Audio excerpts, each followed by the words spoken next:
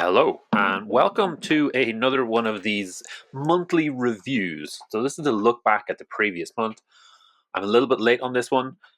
December's just been a pretty busy month so far, and time got away with me. But we're here now, and we're catching up. So in these videos, what we do is we look at the new releases for all of what equivalent is of the boxed game lines. So I don't look at the proper Warhammer.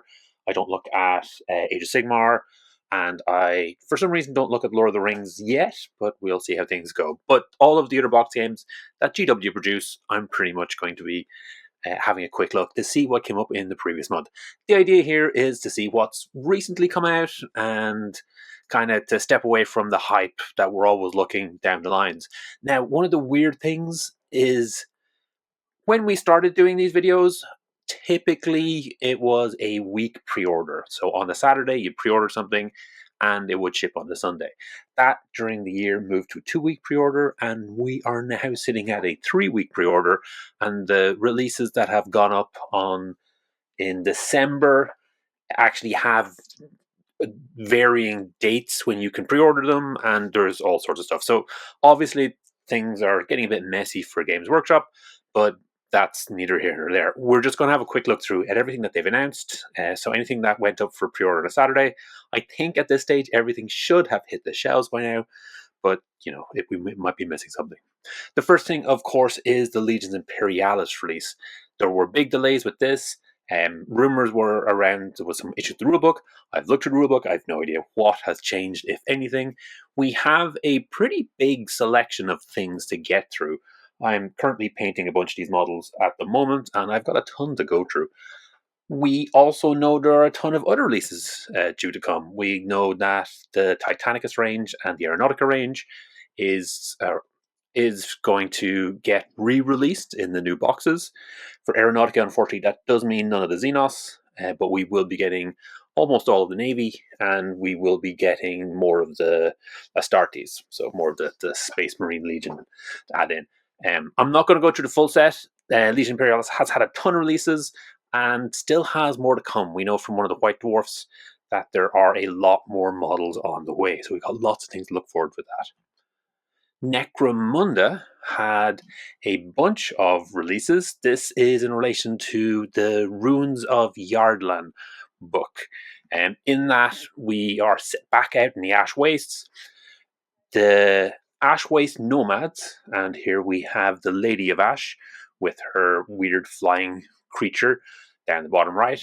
The Ash Nomads are attacking, I guess. They're trying to get into some of the underground routes that are within Necromunda. So essentially there's a big highway that the squats control. And of course, as part of that, we've got Urson Grimjarl, who's the guy with sniper rifle, and we've got Orin Grimjarl, and these are members of the House of Jardlin. I'm not quite sure what it's called. The squat settlement that essentially got destroyed. In the back, we have a fantastic Ironhead Squat Prospectors Scalvlin Explorator. Unfortunately, it is quite expensive. It is in resin, but it is an absolutely beautiful model, and it is a wonderful addition to the range. Last time we did one of these, so for October, I was quite concerned that we didn't see any of the Apocrypha. So these are the monthly PDFs that GW put out for Necromunda. They typically have a little bit of background, a bit of story. They have some additional rules, and they have a scenario, a battle plan that you can play out. In this one, in the Nexus of Violence, we do have some rules on running your Cawdor gang as a Faith of the Prophet. So a little few additional options for the Cawdor in there. And they have a scenario, which is quite interesting. It's a rolling terrain one, which you typically use with vehicles in the Ash Wastes, but it's doing it through a cargo container depot. So the idea is to use a ton of cargo crates as the scenery, and then as things move on to the next piece of map, you have a new set. So I guess it'll be a bit like a wild game of Tetris, where sometimes you have to take a hard left to avoid all of the crates in front of you. It looks like a fun idea. These Apocryphas, I have to admit, are like one of the best things that Necromunda do, in my opinion. It's just a constant monthly release of additional rules and options.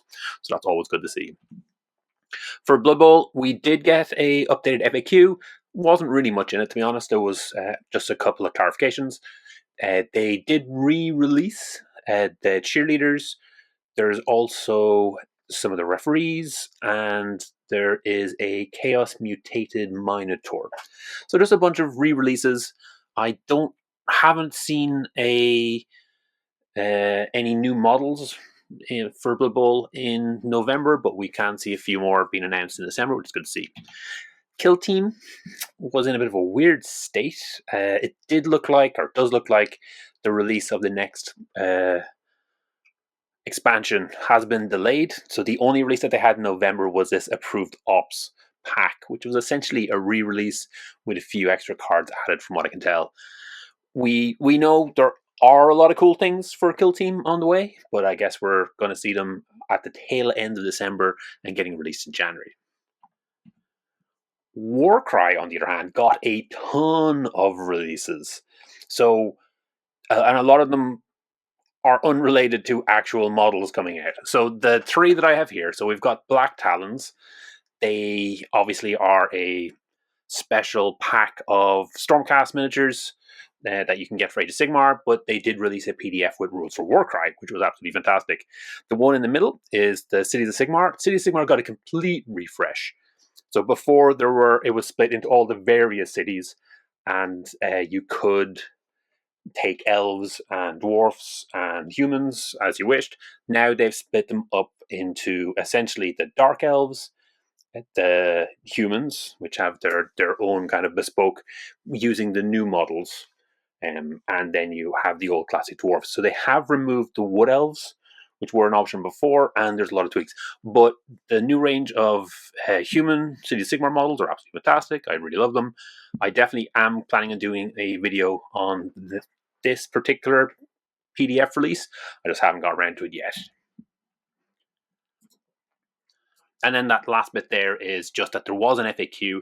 Really wasn't much in it. It did mention that the old City of Sigmar were being phased out and we're getting new ones. And there was a bit of a points adjustment for the leader of that new Fire Stairs warband, just to bring the box back into 1K. We also, for Warcry, got all of the Nerf Maze releases. So in the November White Dwarf, we got the rules for all 4 of these. I've been slowly releasing videos in relation to them, so you can see them on the channel. I'll be getting the last one out in the next week or so, I think. Speaking of White Dwarf, I've been looking at the White Dwarfs because there has been kind of some cool stuff in it. In this case, the big thing of interest for me, at least, was the Cursed City release. So, I mean, they just have a few more encounters here. It's cool. That's fine. And I think in this pack, they also had some optional kill team rules. Or is that the next one? Maybe that's the next one. So, we'll keep an eye out for that. But yeah, I mean, the big part for this was actually the Warcry release. We had all those Nerf Maze releases, so that was the kind of big element for me out of this particular White Dwarf. Since we're talking about Cursed City, I do want to mention that Cubicle 7 did release their PDF of their upcoming Ulfin Karn book. So this came out on the very last day of November. I will be doing a review of it. It is for the RPG. It is kind of out of scope for what I probably should be looking at here, but it links into Cursed City, and it's a very cool piece of background for Age of Sigmar, so I figured I'd mention it. And that's it. And that's all the different bits and pieces. So, I don't know, GW are still having their production issues, but we're getting a good set of releases. With Warhammer Underworlds, it is always every second month. Kill Team, Kill Team didn't have a big release for November, really. I mean, they managed to squeeze the update in with just that card pack. We do know that there is going to be more stuff coming in January, and hopefully that'll kick off and we'll get some good stuff then. Warcry had a good set of releases this month, mostly because of the PDFs, which I think just shows, or hopefully will show to GW that they can support this line just by, giving us the rules for those orcs that have recently come out, giving us the rules for the Seraphon, stuff like that. The war models are already out there. We just need rules to go along with them, and then we'll buy models. Buying models is what matters. Necromunda, obviously super well supported, as is Blood Bowl. Legion Imperialis finally out, so we're beginning to get some of this epic scale back in again. And then the last one there was Warhammer Quest, which I'm giving it a in for this month because there was the White Dwarf and the Ulen K, but yeah, I think Warhammer Quest has been a little bit neglected. Hopefully we'll see something in New Year. And that's everything for me today, so I hope you enjoyed this. If you have any thoughts or any comments, or maybe if I missed anything, please do put a comment and tell me in the notes. Thanks for making it all the way to the end. Hopefully you enjoyed this video. Each week I put up a new video talking about one of Games Workshop's specialist games. The goal is always to try and make the best possible two-player experience. If this is something you'd find interesting, please subscribe to the channel and comment to let me know what you'd like to see in future.